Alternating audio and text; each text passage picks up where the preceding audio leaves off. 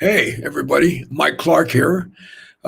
First of all, I want to thank Gail Boyd so much. I'm honored to be here, hanging with everybody, and get to talk about some great stuff today that I find interesting, and some stuff about me that hopefully you'll find interesting.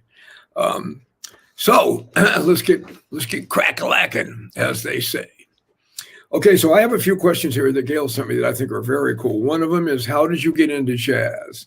Um, okay, my dad was a jazz drummer and not a very good one. He was just, but he loved the drums and the music, and he had a tremendous jazz collection. So before I could walk, he would play the records all day long.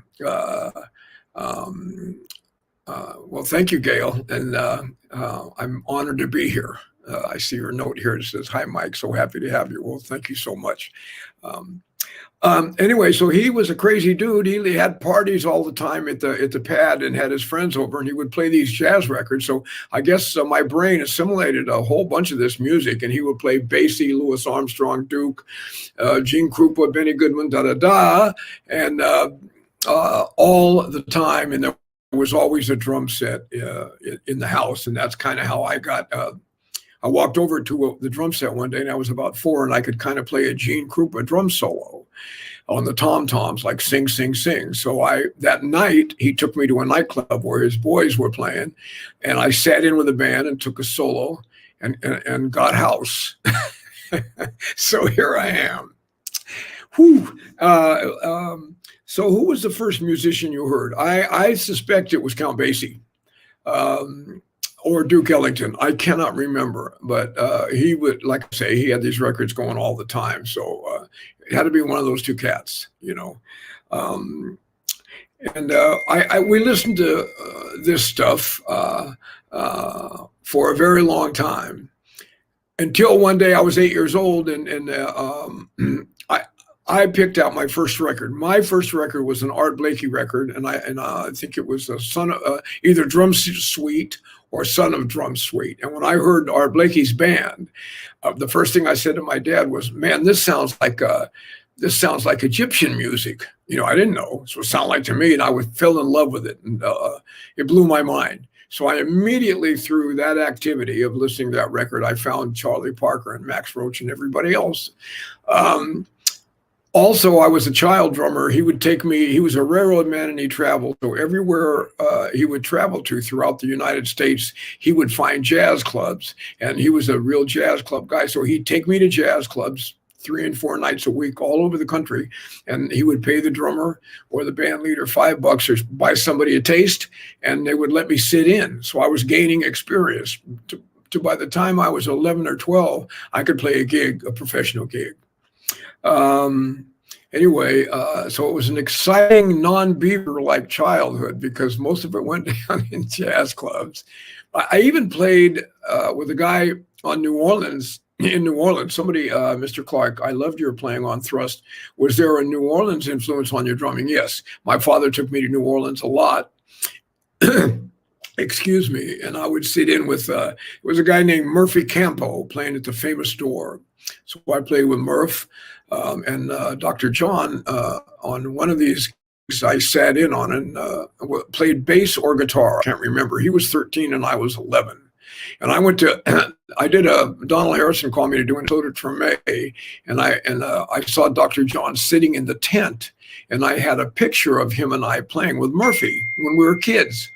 And I don't know Mac very well. I didn't know him very well. So I rolled up on him, and I said in my most like Wally and Beaver voice, because I know he's got all this covered. So I was like, "Hey, Mac, my name is Mike Clark. I've met you before. We played once. And I have a picture of you and I and Murphy Campo, man. We're playing at the Famous Door, and we're both children. I think you're about 12 or 13, and I must be 10 or 11. And he was sitting on his cane like this, just like on an album cover, all by himself in this tent. And he said, "Murphy dead." And I'm like, "Oh, yeah." And that's all he said. And I thought he would be like, "Oh, man, give me the picture. Oh, man, that's great. Wifey dead." And then so I skulked out of the tent. "Oh, okay, man. See you later, bro." Anyway, 2 years later, his secretary called me and goes like, "Oh yeah, Max said you might have a picture of him and Murphy Campo and you playing. He'd like to get that." 2 years later. So, so I did. Yes, I played a lot of stuff in New Orleans. So some of the New Orleans style is with me. Plus, as a child, I listened to Baby Dodds and all of those cats. Everybody, I listened to everybody, and I have my dad to thank for that. And I got to meet a lot. Anyway, so by the time I was in high school, I was working jazz gigs and all kinds of gigs. So that's kind of what did it, and I'm still here to this day. Michael Wolf, hello, Michael Wolf, how you doing, brother? So, but in high school, I had now kind of settled down out in California with my mom, and on the radio, you were constantly hearing soul music. And since there were no jazz stations, I would listen to soul music because it had horns and always a great drummer. And I'm a soul music buff. So the beats were easy for me to play, and I could play them with the right groove because I was a teenager, and it was easy for me to jump right into this stuff. Whereas the older jazz drummers, when they played funk, it would sound more like Horace Silver funk, boogaloo, which of course I dig, but I could play the James Brown stuff like straight off. And I started getting a lot of calls to play with rhythm and blues and actual blues bands. So I played the shuffle. I learned to play slow blues and all kinds of different shuffles, fat boy shuffle, backdoor shuffle, flat tire shuffle, all that. Meanwhile, I still have my jazz thing going on. So my career was kind of like it is now. I've always been a jazz drummer that also got called for funk gigs. And Victor Lewis said to me, "Man, you can make one sound like you don't know about the other." And that, in the old days, that was called making a living. So then right out of high school, I went on the road and I went to Vegas and made a lot of money. And my parents were like, "Don't go to music school. Don't go to college," because I was making more money than my mom had ever made. And I was only 17. So I was up in Vegas for a while. And soon after that, Vince Guaraldi called me. And I went with Vince on and off for, I don't know, 8 or 9 or more years, and we became really close friends. And I did a couple of those Charlie Brown Christmas things, and he could swing kind of like the Wynton Kelly style. So he was big fun to play with, And I did that. Let's see if anybody's got some questions.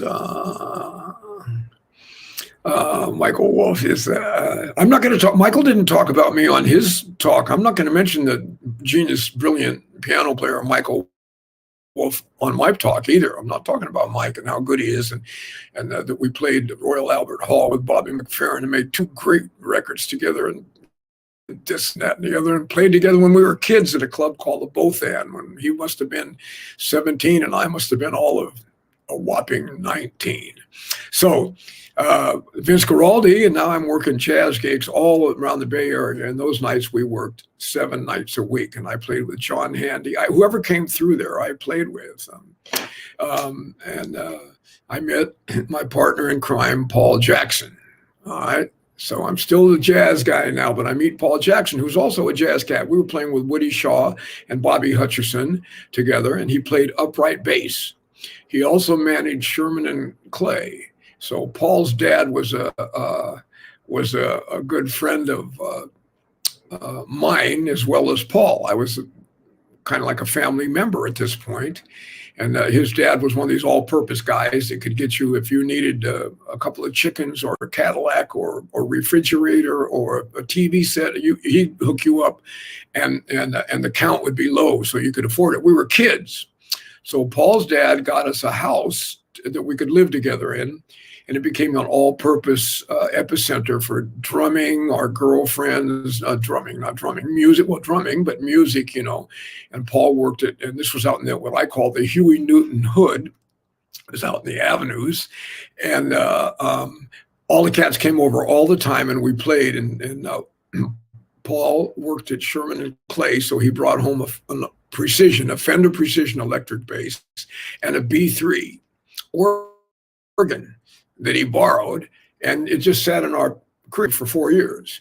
And one day he picked the Fender bass up and he'd never played it. I'm sure he'd messed around with it before, but he plugged it in and he said, play some of that funky stuff you play on Mercy Mercy, because on a jazz gig we play Mercy Mercy, and I would kind of use my own style that I later became known for, the Oakland type linear, as they call it. We didn't call it anything in those days. He just said, play that funky, you know what word to use, play that funky blah, blah, blah that you play, Michael. And I'm like, okay. And he took the bass right out of the case and played it exactly as he did on Herbie Hancock's Thrust, like he played on actual, like right now. And it was real busy. He was like, all this type of thing. And oh man, it was on. I thought I died and went to heaven. I mean, I almost get a tear in my eye thinking about this. And we knew we struck gold. But I did say to him, man, if you can play like that, we need to hire a bass player. Because every 16th note he played a note. I'm like, bro, can I get one in? So, but we had this telepathic understanding. We never had to counter tune off. We never had to discuss what we do together. We never talked about it. And from the time we were, 19 years old until Paul passed 2 years ago, or maybe last year. I can't, it's all one straight line of time now at this point. But and as soon as the cats in the Bay Area heard us playing this stuff, we immediately got hired to play this kind of stuff. Even Woody Shaw and those guys who were playing jazz with straight ahead called us and would say, hey, do that thing you guys do. So Paul got the gig with Herbie Hancock, and they made a record called Headhunter, which you can see I have the gold record back there. I got the gold record for it, even though I'm not on that record. But Harvey Mason, the great drummer, quit because right after he made the record, I don't know if he quit, but he did not want to go on the road. So Herbie had been calling the place that we lived in to talk to Paul, but Paul was a social animal, never home. So he ends up talking to me all the time. We talk about everything, politics, boxing, blah, blah, blah, music, Tony Williams, Elvin Jones, all of it. And one day he says, man, are you that cat that plays drums with Woody Shaw? And I'm like, yeah, that's me. And he says, well, I heard you play some kind of your own kind of special weird funk. And I said, well, I don't know. I mean, if you want to hear me, I'll come over and play. So he said, yeah, come over. And if you can find Jackson, bring him with you. So we went over there and I played with Herbie. And the first thing I did was I played I tried to play like Tony Williams and Elvin Jones to show him I was a badass. And he stopped and he goes, we ain't doing that. And then he says, besides, if I wanted to hire Tony, I would. I want to hear you. Don't play other people's stuff. Play your stuff. So in some of these great questions that Gail sent to me, what was some of the advice from older musicians? Well, Herbie said, always be yourself, always play yourself. I want to hear you. You're not, you could be a second-rate, that old saying, it's better to be a first-rate you than a second-rate guy that you're copying. So I stopped copying people, which of course was necessary to get some ideas and phrasing together. I copied every drummer you can think of, every single one of them. And no use me running through the list because you all know who they are and were. And he was like, yeah, always be yourself, always be you. And so I just, from that moment on, I just came up with my own everything based on, but all my stuff, my funk drumming and my jazz drumming is based on, bebop, the roots, blues, the shuffle, Philly Joe, Max, even Zooty Singleton. My mother was a big Zooty Singleton fan. She loved him. So we had a lot of records with Zooty. So Herbie hires me, and the next thing you know, in fact, when he hired me, we played something just like Actual Proof, but it wasn't Actual Proof. It was just a groove, just a thing. He just made up a thing, and I played like what you later heard me play on Actual Proof. He goes like, okay, man. All right, man. Cool. That's it. See you Monday. And he walked out like Darth Vader. He had this black coat on that had double buttons on each side, man, and shades and some hip scarf. And he never took any of that stuff off at this sort of audition I was at. He kept all of his stuff on, and we played. He gave me the "Don't Play Like Tony Williams" thing, and then I went into what you later heard on Actual Proof on the album Thrust that I made with Herbie. And that was it, man. And he walked out the door. So I said to Paul, does that mean I got the gig? And Paul was like, I don't know, man. So I'm like, huh. So I went home to Oakland And then the next day, a guy, Dennis Rodriguez, the road manager, called me and said, we got tickets for you and Paul to go to Chicago. And we opened at the Quiet Night in Chicago that following Monday. And I was in Herbie Hancock's band. So some of my buddies, jealous drummers, and my buddies that were competitive with me, who always called me in Oakland, would give me their itinerary. Man, I did this, and I'm playing with John Hendricks. And after that, I'm going to Lake Tahoe to do Little Anthony. And then, so I kind of didn't say anything about this. So when I got back from the first week with Herbie Hancock, some of these drummers started calling. They were like, yo, Clark, what time is it, man? What have you been doing, bro? And I'm like, ain't much happening, man. I went with a week with Herbie Hancock to Chicago, but other than that, it's been kind of quiet. I got him to this day. Okay. Let me move on here. I don't want to just run up all. So then I moved to New York, which was, I went with a group. After Herbie's band started getting kind of real commercial. The first one I saw with the Headhunters many times in the 70s, Reggie Sylvester. And how about Brand X? I was just going there, bro. Thank you. I'm looking Oaktown, Destiny Muhammad, something stanks in here. Somebody said, you are one of a kind in funk jazz always. Michael Wolf says, thank you, Michael. How did the Headhunters influence Herbie Hancock? Well, we were in his band, so we all influenced each other constantly. And Herbie, I want to say this about him. Was a genius of not just jazz, of everything, putting a computer together before people even had computers, and a genius of humanity. He loves people. His life is so huge inside. That's why everybody loves him. And the arenas are packed to see him because he's really a beautiful cat. And the lessons I learned from him as a person are even deeper than all the stuff that I bothered him night and day about Miles and Tony. Poor cat. I made him answer all those Miles and Tony and Ron Carter. Oh my God. And he did. He told me everything. So after the Herbie gig was over, it was kind of getting boring because now it was getting like catch, boom, boom, I'm not blowing anymore. There's no improvising. It's not. Even with the Headhunters at the beginning, it was kind of like a jazz gig because we could blow. But now I'm just back there chopping wood. And to me, we're starting to sound like a band that needs a singer. So I'm getting unhappy. We're going to make $1 million. And I'm like, well, none of us are, bro. I call that one. And so it was time for me to get back to playing jazz. And my brother and dear friend and one of our heroes, Eddie Henderson, called me. And we had a 5-night-a-week jazz gig at a place called Christo's for a year. Actually, Eddie corrected me the other day. He said it was 11 months. And we went down to the Lighthouse. And this was Julian Priester, Dave Liebman for a while. Pharoah Saunders would play, Joe Henderson, Hashima, Mark Williams, James Leary, Mark Levine, a guy that, no, Hotep didn't play. He was in Woody Shaw's band. Waheem Young on piano, who passed away. Anyway, this was a killing band, and I got to try every one of my jazz fantasies. I got to try to be Art Blakey, Elvin Jones, Tony. I got to try to be, and like Herbie, I tried to be me in that situation for a year, 5 nights a week. That's the best training I've ever had in my life. I've been fortunate. And right after that, I was a Buddhist. Namdo Renge. Herbie taught me this. And I'm chanting to have a fusion gig. My friend, my dear lifelong friend, Lenny White, he's got a fusion gig. Billy Cobham, all these cats are playing all of this tom-tom. I want some. So I start chanting. I want a fusion gig. This is for real now. 2 weeks later, some guy named Percy Jones calls me and brings me to New York and auditions me for a band called Brand X, because Phil Collins is the drummer in this band, but his career is blowing up, so he can't do it. So they hire me because I'm not really a fusion drummer. I'm this weird jazz cat that can play James Brown stuff, sorta.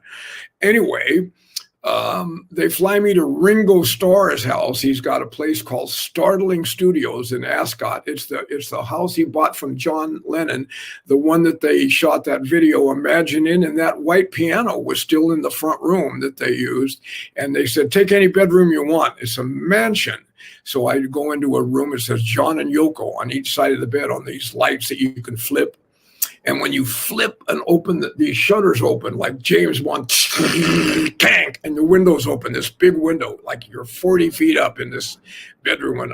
And there's a giant Tyrannosaurus that's about 60 feet tall, probably from that movie that Ringo made about the caveman thing, looking in the window. Now, I'm a dinosaur head, man. I love monster flicks and horror, all that. And when I saw that dinosaur, I'm like, yo, this is my room. So, and then we would find there's a John Lennon amplifier or maybe a Beatles guitar place. And I'm like, guitar case. And I'm like, man, I hit the lotto. So yes, I made some rock parties that I can't discuss. Oh, bro.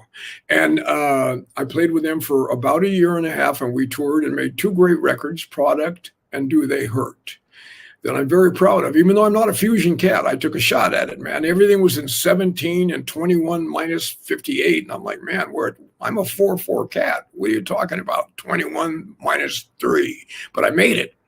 And check those records out. I think you'll like them.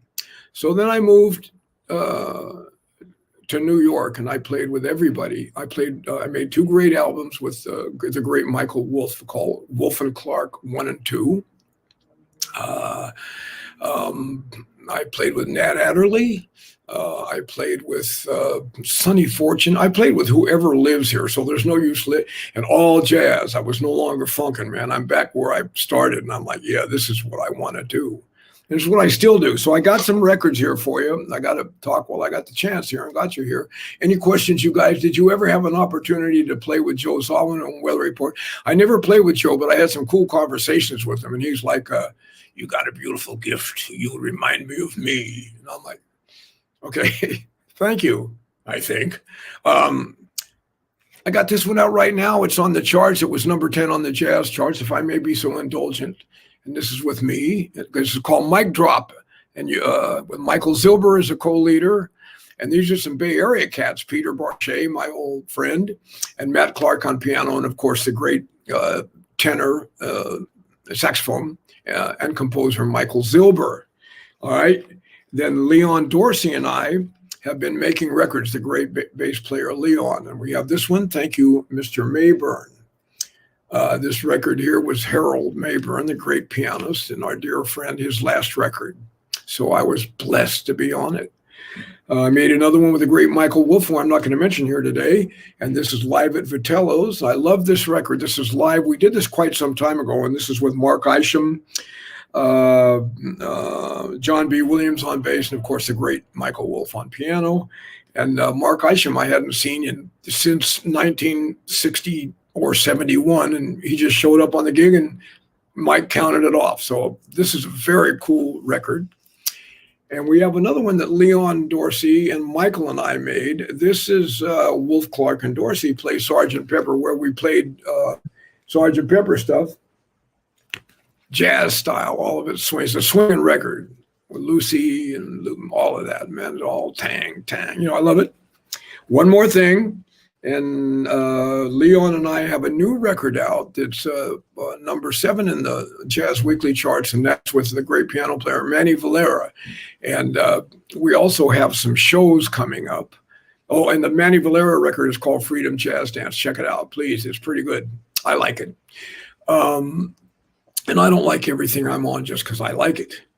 My website is drummermikeclark.com, because I have quite a few dates coming up. I'm going to go do the Kawumba Jazz, Bach Dynamite and Dancing, and SF Jazz with the Michael Zilber band, the same band for the record. I'm going up to Portland to play the Royal Room with a saxophone player we call Skerrick, one name, Skerrick. And that's going to be kind of on the avant-garde side. And I'm doing a bunch of clinics in the Bay Area, and Eddie Henderson will be at October 9th. I forget the name of this room in New York with the great Donald Harrison, Peter Zach, and Gerald Cannon, and myself. And then I'm going to be at Birdland November 1st with the Mike Clark Quartet. And Mike Zilber and Leon and I will be at Smalls on the 14th of October. All this is on my dates. I guess I'm sort of ODing on. Anybody got questions? Okay. How are you coping with the pandemic? Man, I feel good. I'm sad that many people, great artists and musicians, are not working. I'm doing okay. Like I say, I'm still chanting. I'm still a Buddhist, so I'm looking at this like a time to grow.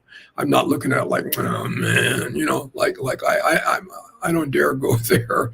Um, have you worked or met Lee Morgan or Art Blakey? Yes, I met Art Blakey in Bradley's, and I was sitting with a great drummer, and his name was Killer Ray Appleton, a dear friend of mine. And Art Blakey comes over with some coveralls, and Ray and I are sitting there having a drink. And Art Blakey says to me, he doesn't know me. I've met him, but he doesn't know me. He goes, "You look crazy." And I had the audacity to say, "You're calling me crazy?" And he immediately put me in a headlock. And then we became friends. And we hung out all night till like 5 a.m. at Bradley. Some of you remember that. Or maybe you don't remember it. But anyway, yes, I never met Lee Morgan, but he's a hero of mine. I'm still one of my all-time favorites. And I love Art Blakey, big influence on me, even though I cannot play drums like him. So, any other question? Gail has some things here that are cool, like advice for younger musicians in order to encourage them. Yes, no matter what time it is, never give up in your dream. If you're an artist and you believe in yourself, it doesn't matter what kind of baggage you have from childhood, what happened, what didn't happen, never give up.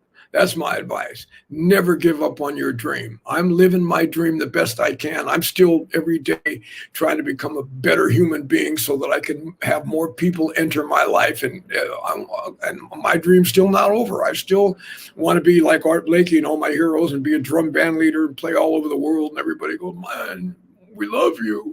So, no, I want to encourage the young people. Don't ever give up. I don't care if you got street experience, if you went to the best music, don't ever give up. No matter what, no matter what. When they say no matter what, as you live and get older, you realize no matter what means no matter what,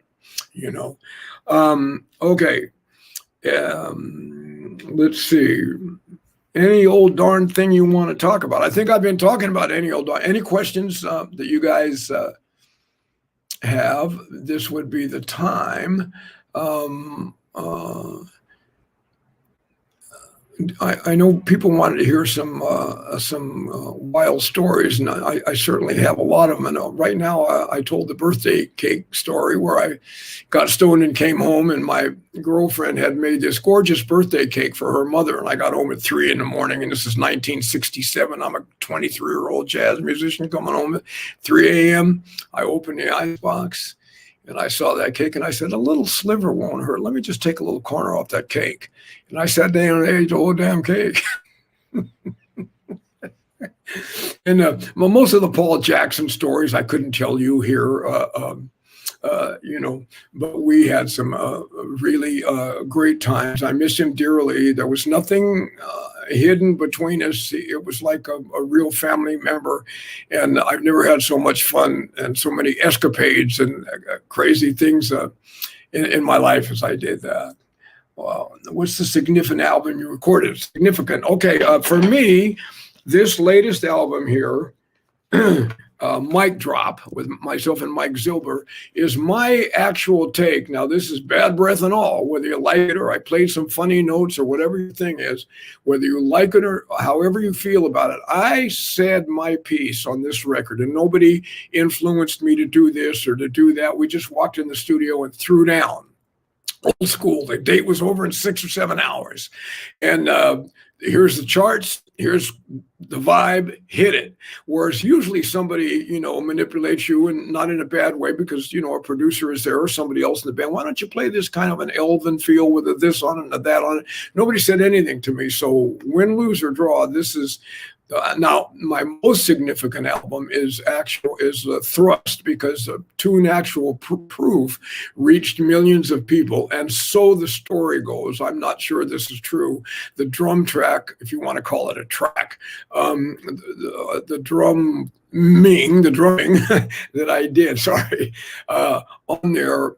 The drumming on there, or so the story goes, changed drumming until now, or was one of the influence and blah, blah, blah, something along these lines. So to me, that would be the most significant thing, not to mention being around Herbie Hancock is like going to the amusement park. He's always accessible. He's usually always in a good mood, and he's funny as hell.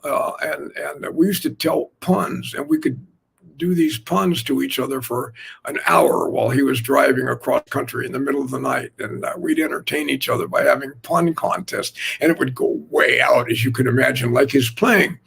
His playing is interesting because he taught me to hear the entire piece of cake, the entire pie, all encompassing. You hear every note that everybody played. You dive in the middle of that sound and you listen to every note, and then you react to whatever everybody's doing. So whether it's busy, as people say, I hate that word, or not busy, if you're just playing one-arm drums and swinging your butt off, whatever it is, you hear the whole thing. And that's how he did, because he would be tracking you, man. He was listening.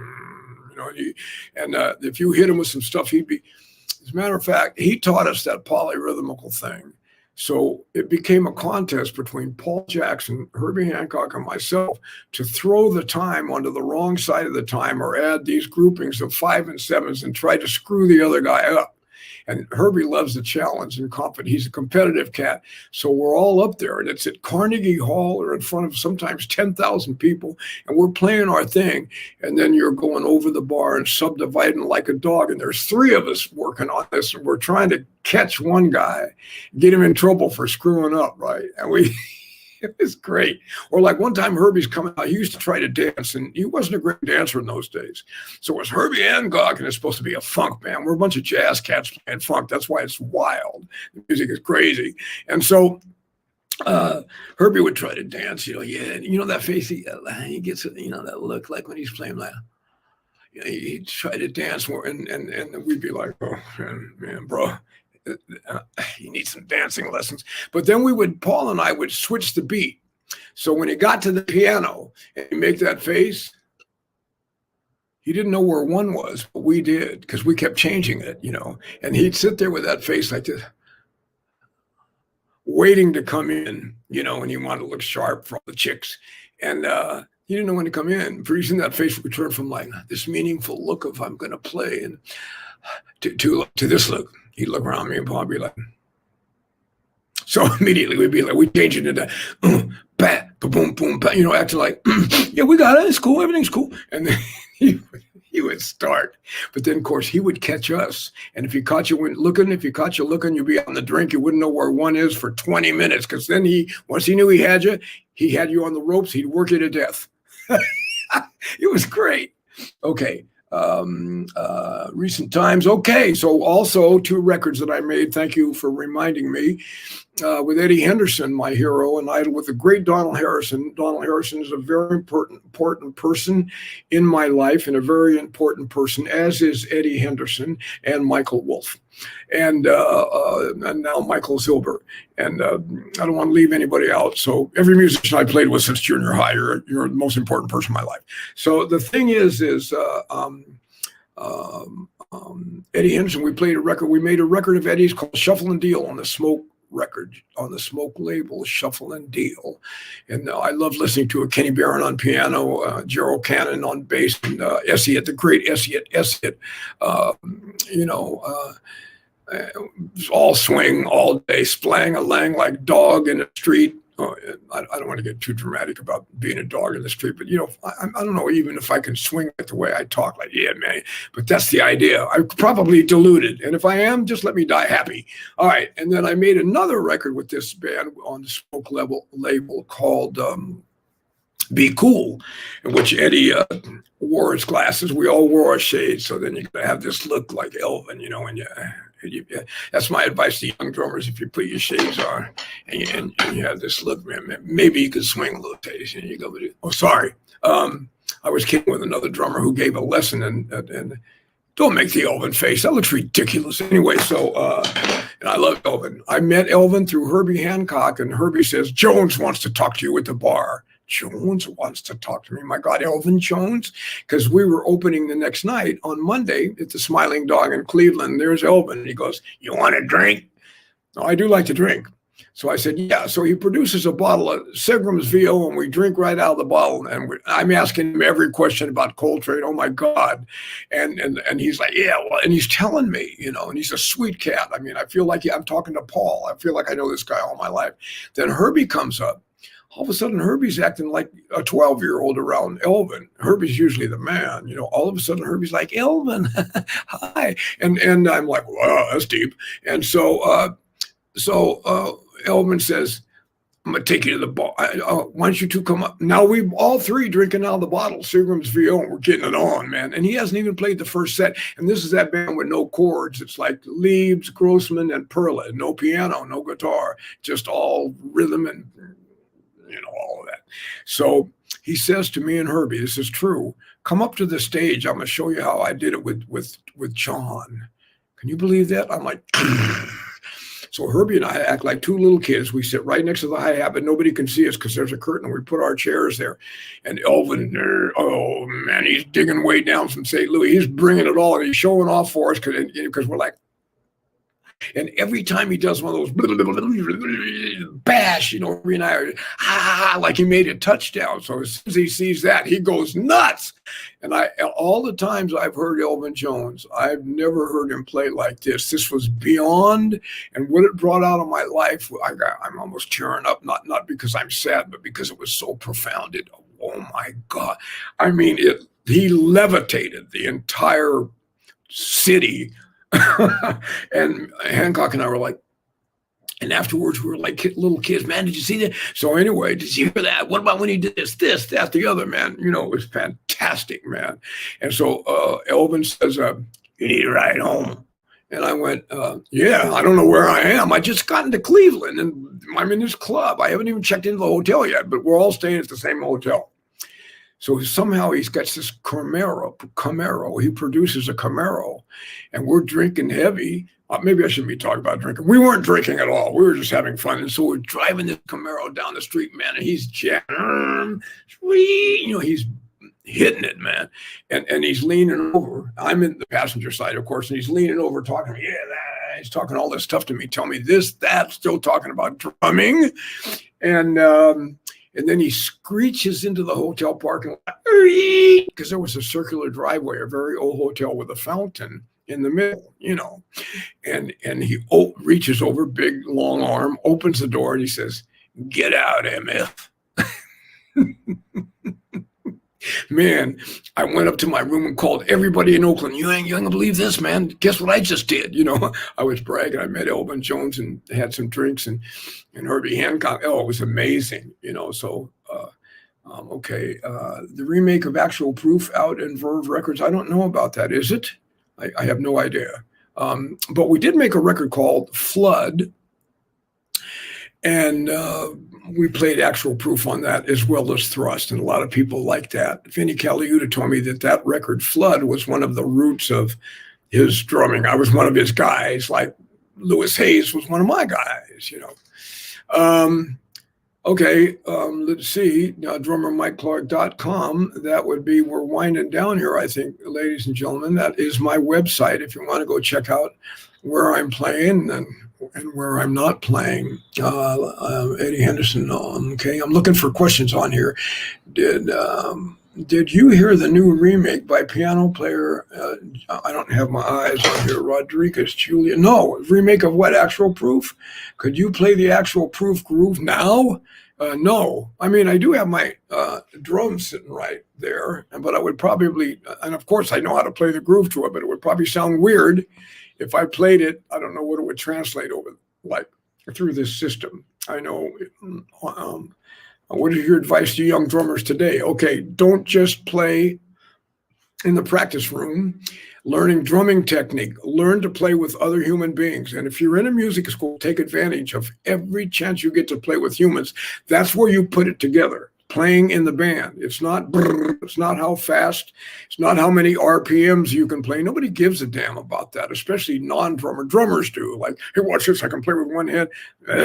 Of course, self-righteously speaking and being a hypocrite, I do that too. But no, that ain't it. You got to learn to swing, man. You got to learn the language of bebop, post bop, everything in between, Blue Note, learn all that stuff. If you're going to play funk, go way back to Bobby Blue Bland and before. Find out what happened to the people, what made them play like that, what's their story. Find out I'm still studying all this stuff like I never heard it before. I'm still rereading and relearning and retrying to understand the music and my place in it and how to improve everything about me. Because if you improve your inner world, then it's going to manifest in your outer world, in the screen of life. That's real. So Julius Rodriguez just made it on Verve. Okay, I'll check it out. I haven't heard it yet. So I can't give you my opinion. Okay, anybody got anything for me? Or I guess I should try to say goodbye. Listen, I love the fact that Gail invited me to do this. Bless you, Gail, and thank you so much. And all you beautiful folks that are listening and love jazz music and love the history and love the tradition. I love you too, just for loving that, even if I don't know you. And it is important for me to know the lyrics of a song. Yeah, I don't know the lyrics of every song, but I know a lot of them. And I think that every bit of information you can have about a piece of music, you should have. And if I'm not saying you got to know the word to every doggone song, but yeah, every bit of it does. And if you like vocalists like I do, like Sarah and Dinah and Ella and Billy, you kind of just osmosis the words anyway, rather than it having to be a study thing where you're learning the words to a song. Just keep listening to it until the words become you. And pretty soon you understand the inflection, what they meant by their lives, what their lives are telling you. I mean, I'm not those people, so I don't walk in their shoes, but I get the idea. Thank you, Gail. Thank you, Facebook user who said thank you, Mike. Somebody wrote NMRK, that's Namyo Rengekyo. If you improve, I said that, okay. Roberta Dene, hello, darling, how are you out there on the West Coast? Good to see you here. Have I signed off yet? I think I'm over the limit.